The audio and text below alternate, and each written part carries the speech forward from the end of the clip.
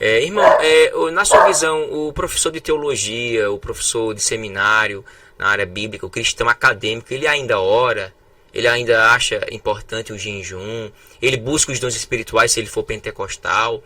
Ele chora na presença do Senhor, na sua visão? Ou ele busca somente, ou quase sempre, o conhecimento acadêmico? Eu sou viciado em conhecimento acadêmico, em exegese, em livros, tal, tal, na sua visão. Essa pergunta também é muito boa. A gente volta àquela.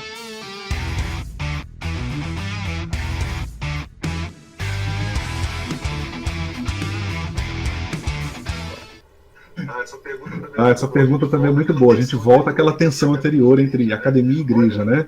Olha, professor Marcos, eu sendo bem sincero com você, eu tenho me surpreendido em relação a Amém, isso. glória a Deus. Eu estou hoje eu estou me surpreendido positivamente.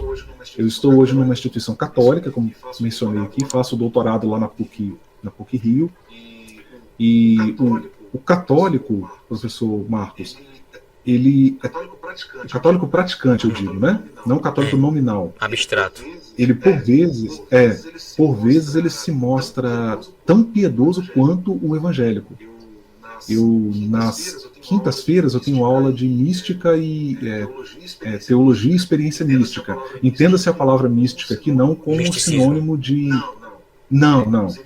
Inclusive isso está sendo resgatado nos estudos. Hoje tem havido uma profusão de estudos em torno da questão da mística. A mística é entendida como esse campo da espiritualidade cristã, do contato com o divino, com a divindade, neste sentido, né?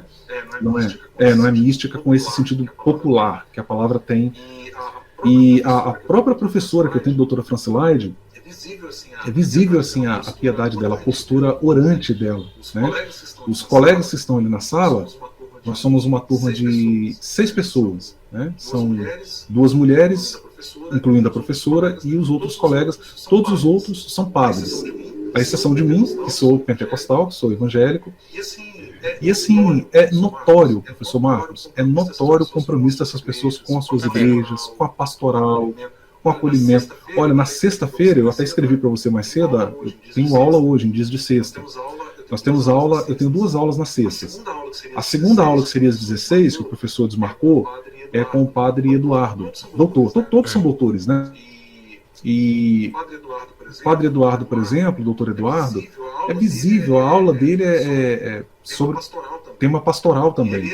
E ele exala essa espiritualidade. Ele fala disso, fala do cuidado pastoral. Você, em alguns momentos, você fala, caramba, eu estou num ambiente aqui de doutorado, porque é muito pastoral, traz temas da igreja. Então, eu percebo hoje, professor Marcos, que isso, em grande medida, essa questão que você coloca, né, do esfriamento, mediante o contato com os estudos teológicos, a atividade docente, é uma realidade? Mas não é um quadro absoluto. Talvez a gente até tenha assim, alimentado um preconceito em relação a isso, sabe, professor Marcos? Eu acho que tem muita gente, eu tenho visto isso na minha experiência de mestrado, por exemplo, lá na FABAPAR, né, Faculdade Batista. Os professores são extremamente piedosos, extremamente comprometidos com as suas comunidades de fé, e professores com um doutorado, pós-doutorado, professores que trabalham com método histórico-crítico, que são pessoas extremamente piedosas, né? São equilibradas, vai analisar né? ali o texto. Exato, então assim, eu acho que isso em grande medida se tornou também um preconceito no movimento evangélico, especialmente nas igrejas pentecostais, né? Essa ideia de via de regra, eu acho que o problema existe, tá, professor Marcos? Eu perguntei justamente por isso que eu conheço algumas pessoas que são acadêmicas, mas eita, eu não oro mais, eu não busco mais. Ele deixa morrer essa parte. Exato, não, sim. Ó, eu vou, se você me permite mais uma vez, né, vou dar o meu exemplo pessoal. Peço desculpa pela minha cachorrinha, ela sempre ela quer participar ao vivo, né? Mas eu vou ser bem fariseu aqui agora, tá, professor? Esse tipo de coisa a gente não fala, né? Esse tipo de coisa a gente não fala, mas como o assunto vem à tona aqui, eu aqui antes da nossa entrevista, eu estava aqui de joelhos orando, ouvindo os louvores da harpa cristã do Márcio Nascimento, né? Que ele lançou há 20 anos atrás, aquela versão me marcou muito, eu tenho aqui nos meus favoritos aqui, né? Eu estava aqui orando, fiquei aqui quase 10 minutos. Por isso que essa entrevista está sendo uma bênção de Deus. Certamente. Então, assim, não espiritualizo tudo, tem questões que eu acho que a gente não tem resposta, tem questões que eu acho que são contingências da vida humana, mas isso não me impede de orar, isso não me impede de levar os meus problemas a Deus, de expressar a minha gratidão. Aliás, a minha vida, a minha rotina de oração nos últimos meses, professor, eu acho que 80% dela é de gratidão a Deus, é sempre agradecendo. Agradeço. Eu tirei muito da minha rotina de oração o hábito de pedir, né? Não que eu não peço, eu peço, mas hoje bem menos, né? Então eu acho que isso é fundamental, porque isso cria, professor Marcos, um equilíbrio na sua vida. A atividade docente, ela não é só técnica, ela é também arte, ela é artística, é a sensibilidade, né? Você olhar para o aluno, se preocupar com o aluno, pensar no futuro do aluno, pensar que ele vai ser um futuro pastor, um missionário, e essa sensibilidade em relação à comunidade de fé, ela é fundamental. Então essa conjugação, a meu ver, ela é absolutamente necessária. Amém. Na sua visão, o que seria crescer na graça e no conhecimento, quando Pedro fala?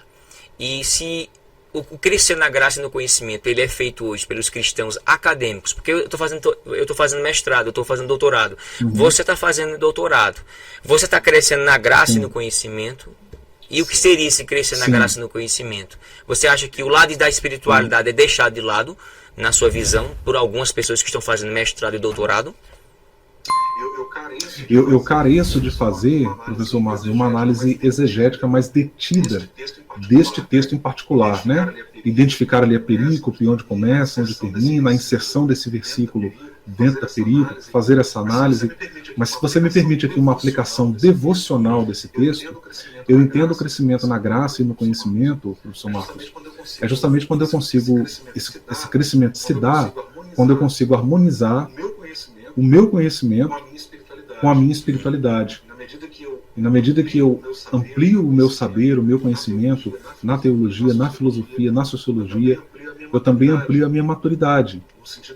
No sentido de que eu me abro, eu sou capaz de conversar com determinada tradição intelectual e não prescindir da oração, e não prescindir, no sentido de que eu sou capaz de conversar com determinada tradição teórica, e não necessariamente adotar tudo que está ali como um estilo de vida para mim, mas colher contribuições possíveis, né? Vou dar um exemplo disso, professor Marcos. Eu me lembro quando Bauman morreu, Zygmunt Bauman, né, sociólogo polonês, eu postei uma homenagem a ele. Eu sou um apaixonado pelo pensamento de Bauman, né? Nossa, o conceito de modernidade líquida dele, né, perpassou ali a obra dele, e eu me lembro que eu postei uma homenagem no meu Facebook. Aí um irmão foi lá embaixo e postou assim: ele era só um fumador de cachimbo. Então, eu acho que isso é o oposto do crescer na graça e no conhecimento. Quando você cresce na graça e no conhecimento, você sai desse eclesiocentrismo no qual a gente é formado. Você consegue entender que a graça de Deus, o Espírito de Cristo, ele está presente não apenas na nossa tradição religiosa e teológica, mas você encontra o Espírito de Cristo. Quando eu vejo, por exemplo, aquele vídeo do Bauman, naquela entrevista que ele dá para a BBC News, lá na Inglaterra, professor Marcos, eu vejo muito do evangelho ali na fala dele. Quando ele fala da noção... claro, a abordagem de Bauman não é religiosa, né? Mas eu estou dizendo que, de certo modo, ali, há encontros ali, né? Há encontros possíveis. Então eu acho que esse crescimento, eu consigo conversar, sentar como fiz ontem, né? Três padres na minha mesa e a gente conversar, trocar ideia, dar risadas juntos. Nem eles tentaram me converter, nem eu tentei converter eles, né?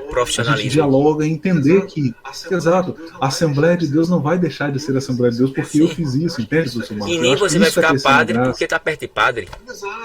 Exato. Isso é maturidade. Então, assim, eu vejo, por exemplo, professor Marcos, a carência disso nas nossas igrejas. Vou dar um exemplo. Eu vejo muita gente criticando Marx, né? O pessoal critica Marx, e realmente, convenhamos, professor Marx. Marx tem afirmações ali que são chocantes, né? Você olha e fala, caramba, nossa, isso aqui não dá. Mas Marx foi um cara que nasceu numa família de classe média, foi um cara que abriu mão disso para poder se alinhar com os trabalhadores, com a classe trabalhadora, foi um cara que poderia ter vivido melhor e viveu uma vida num perrengue danado, foi um cara que escreveu numa época em que crianças trabalhavam dentro de fábricas fechadas, insalubres, o índice de acidentes de trabalho era altíssimo. 12, 14, 16 horas por dia. E esse cara vai fazer a produção intelectual dele para defender esse pessoal. Você vai dizer que esse cara não tinha dentro dele ali uma semente do evangelho, Marcos? Um cara que faz isso? Então você tenta colocar isso na cabeça do crente, você não consegue, porque é uma religiosidade muito forte. Não, essa paranoia de comunismo. Houve coisas que Marx falou que foram horrorosas, que eu acho horrorosas. Gigantes. Mas eu não posso condená-lo por completo ou banalizar suas produções de forma geral, né? Exato. Minimamente reconhecer que em 12 mil páginas de produção intelectual, professor Marx, ali tem coisa boa, tem coisa ruim, com certeza. Eu acho que essa questão, professor Marcos, evidencia que o problema não é de Marcos, o problema é nosso, que não temos maturidade para dialogar e manter as nossas convicções. Né? Eu vejo esse pessoal fundamentalista da teologia reformada, que na internet está. Né? Qual é o conselho deles? Qual é o conselho deles? Qual é o conselho que eles dão? Não leia, não ouça. E descartar tudo. E eu vejo muitos deles dizerem assim, não leia e não ouça. Não tenha contato com esse pessoal. Isso me lembra, professor Marcos, isso me lembra a Igreja Católica na Idade Média, que proibia as pessoas de lerem. Examinai tudo, sabe, guardando retendo o que for bom. O que é bom. Eu acho que se você amadurece, se você progride no conhecimento, é claro, professor Marcos, você não chega num curso de filosofia no primeiro mês lendo Kant. Estou pegando emprestado aqui uma fala que eu ouvi de um amigo meu, Tiago, um amigo meu lá de Campina Grande. Ele é estudante de filosofia na Federal. Ele falou isso para mim. Falou, Rony, você não... Isso é gradativo, é claro. Eu entendo isso. Né? Só que a gente está vendo um fundamentalismo tão grande, professor Marcos, que chega às raias da loucura de dizer que você não pode ler, que você não pode ter contato, que não tem nada de bom. Como que não tem nada de bom? Né? Eu acho que não é por aí. Esse caminho de diálogo, essa abertura, eu acho que isso reflete esse crescimento na graça e no conhecimento. Glória a Deus, que bênção, irmão. Eu sei que eu estou muito feliz com essas informações. Eu que digo, professor. Isso é muito importante. E para as pessoas que vão assistir, com certeza vai ser muito esclarecedor sobre essa questão que você falou. Aí a gente tem que ter equilíbrio, a gente não vai condenar A, B ou C por conta de seus posicionamentos. É claro que a gente sabe o que possa ser bom e ruim. O crítico, a palavra crítica no grego, originalmente, significa não ser crítico. O crítico significa aquele que sabe diferenciar o certo do errado, o bom do ruim. Olha só, legal. A origem é essa. Hoje ele tem uma conotação de ser crítico, é ser negativo. Mas na essência etimológica do grego original significa aquele que sabe diferenciar um do outro. Simplesmente isso. Então, para finalizarmos, quais são os possíveis... Vamos lá, quais são os possíveis perigos? Demais, viu? Demais. Para quem ia falar só 1 hora e 20. Que legal. Quais são os possíveis problemas, na sua visão, perigos pessoais e gerais, do academicismo na igreja? Em que sentido? Se você se sentir o mais certo, em ignorar as pregações do pastorzinho, daquela irmãzinha dentro da igreja, achar que sua visão é a única, é a certa, ou a mais certa de todos, e que todos devem engolir o que você está pensando, ficar avaliando pregação, porque tem gente que é acadêmica e diz, eu estou avaliando, ele errou aqui, e tá, essa exposição está errada, e viver usando aquelas terminologias que eu já falei para o irmão, difíceis, complexas, para se apresentar um tipo de pessoas, tipo o antropomorfismo usado nessa perícope da Bereshit é seguida de uma antropopatia bem conhecida. Na sua visão, qual é o perigo?